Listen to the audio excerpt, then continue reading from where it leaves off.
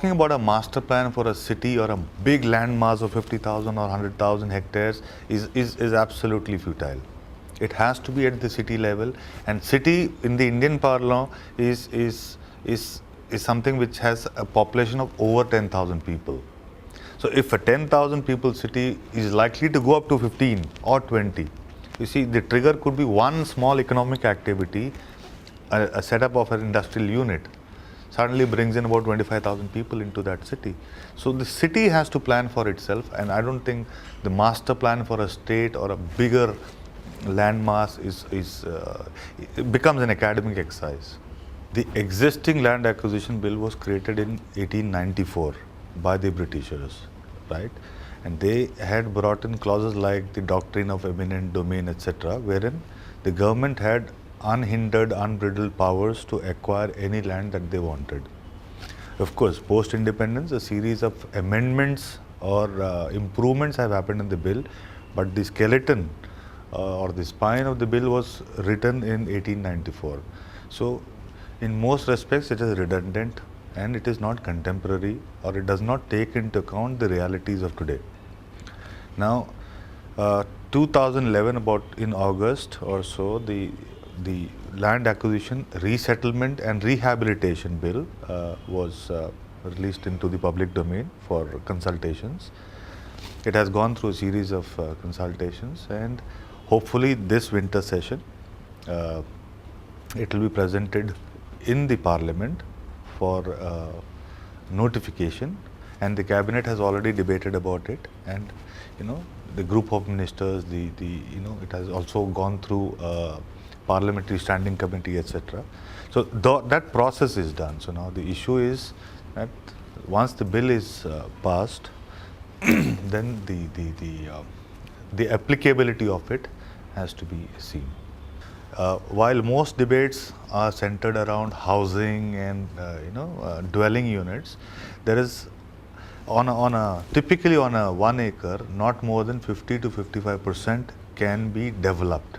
The rest are open areas, circulation, water, parks, things like that. So land is the most critical element. So while the private sector keeps talking about their bit of 55%, the 45% either has to be developed by the government or is our existing water bodies and parks on land. So as sustainability is concerned, theoretically, it is easy to integrate all these elements, the water, the power, but to my mind, it's more of a planning issue, whether it is urban planning or design from the architecture standpoint.